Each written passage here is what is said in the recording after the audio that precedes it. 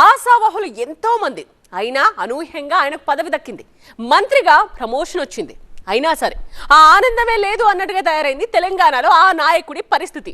సొంత ఇలాఖాలో, అది సొంత పార్టీలో తయారైన వ్యతిరేక వర్గం ఆయనకు పెద్ద షాక్ ఇచ్చేందుకు రెడీ అయిందట.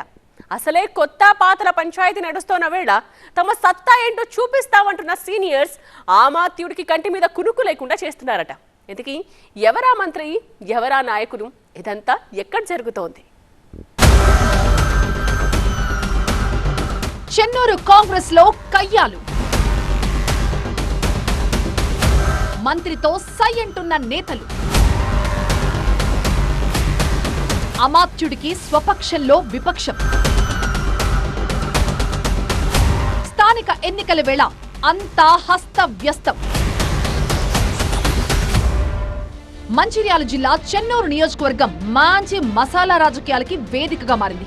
అధికార పక్షంలో రాజుకుంటున్న అగ్గి అంతకంతకు ముదురుతూ ఆసక్తికర పరిణామాలకు దారితీస్తోంది.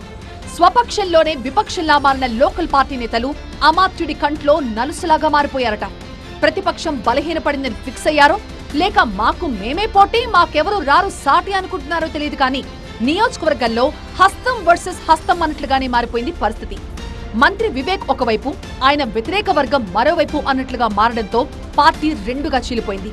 రాష్ట్రంలో అధికార మార్పిడి జరిగాక నేతల వలసలతో ప్రతి నియోజకవర్గంలో పాత కొత్త నేతల పంచాయతీ కనిపిస్తున్నప్పటికీ చెన్నూరులో మాత్రం ఆ డోస్ హై రేంజ్ లో ఉంది. 2023 అసెంబ్లీ ఎన్నికల్లో ఇక్కడ కాంగ్రెస్ అభ్యర్థిగా విజయం సాధించిన గడ్డం వివేక్ వెంకటస్వామికి ఈ మధ్య మంత్రివర్గ విస్తరణలో అవకాశం దక్కింది. చాలా మంది సీనియర్లు ఆశావహులని కాదని ఆయనకు ఛాన్స్ ఇచ్చింది హైకమాండ్. అయితే ఎమ్మెల్యేగా గెలిచిన నాటి నుంచి ఆయనకు స్థానిక అధికార పార్టీ నేతలతో అస్సలు పట్టలేదు. పోనీ మంత్రయ్యాకైనా అది తగ్గిందంటే అది ఇంకా పెరిగిందంట. ప్రధానంగా మంత్రి వివేక్ క్యాంప్ ఆఫీస్ లో కాసుల పంపిణీ జరిగిందంటూ ఇటీవల కొంతమంది కాంగ్రెస్ నేతలు కొత్త చర్చను తెరమీదకు తీసుకురావడం దుమారం రేపుతోంది. రాబోయే స్థానిక ఎన్నికలను దృష్టిలో పెట్టుకుని మంత్రి వివేక్ వర్గానికి చెందిన నేతలు దసరా కానుకగా ముందస్తుగానే పలువురు కార్యకర్తలకి డబ్బులు పంపిణీ చేశారట.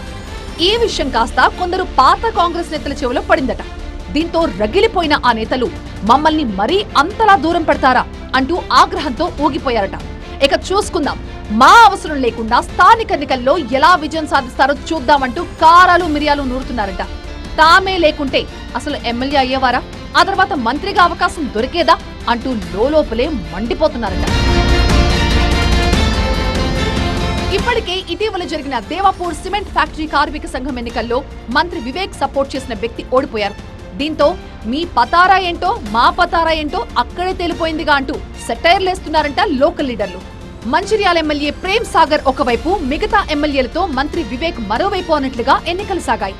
అయితే వివేక్ వర్గానికి పెద్ద షాక్ ఇస్తూ ప్రేమ్ సాగర్ సోదరుడు విజయం సాధించారు. ఇదే అదునుగా చెన్నూరులో ఒక వర్గం హస్తం నేతలు వివేక్ పై రెచ్చిపోతున్నారట. ఇప్పటికీ మాకు తిరుగులేదంటూ బీరాలు పలికితే రాబోయే స్థానిక ఎన్నికల్లో తమ సత్తా ఏంటో చూపిస్తామంటూ మంత్రికి నేరుగా వార్నింగ్లు ఇచ్చేస్తున్నారట. మొన్నటి వరకు షాడో ఎమ్మెల్యేగా కొనసాగిన ఒక్క నాయకుడు మంత్రి వివేక్ కు చెన్నూరు నడి రోడ్డు మీదే పట్టపగలే చుక్కలు చూపిస్తానంటూ తొడలు కొడుతున్నారట. దీంతో నియోజకవర్గంలో కాంగ్రెస్ వర్గపోరు ముదురుపాకాన పడింది. అయితే వివేక్ పై ఈ స్థాయిలో నేతలు తిరగబట్టానికి కారణాలు చాలానే ఉన్నాయంట. నియోజకవర్గంలో ఇసుక, బియ్యం, మట్టి దందాల్లో చక్రం తిప్పిన కొందరు నేతల్ని తాను ఎమ్మెల్యేగా గెలిచిన 2-3 నెలల్లోనే సైట్ చేసేశారట. మంత్రిగా ప్రమోషన్ దొరకడంతో మరో 25 మంది పాత నేతలు కూడా గుడ్ బై చెప్పేశారట. అసలే పాత కొత్తల పంచాయతీలు ముదిరిన వేళ ఇటీవల మంత్రి తీసుకుంటున్న చర్యలు మరింత కాకరేపుతున్నాయి. సొంత పార్టీ అయినా ప్రతిపక్ష పార్టీ అయినా అవినీతి దందాల జోలికెళ్తే ఊరుకునేది లేదంటూ మంత్రి గారిచ్చిన మాస్ వార్నింగ్ మరింత మంటలు పెట్టినట్టు కనిపిస్తోంది. దీంతో వివేక్ టార్గెట్ గా చెన్నూరులో పావులు కదిపేందుకు సిద్ధమయ్యారంట పలువురు పాత నాయకులు.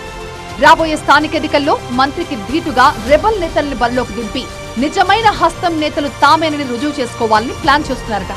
మరి ఈ పరిస్థితుల నుంచి మంత్రి వివేక్ ఎలా బయటపడతారో చూడాలి.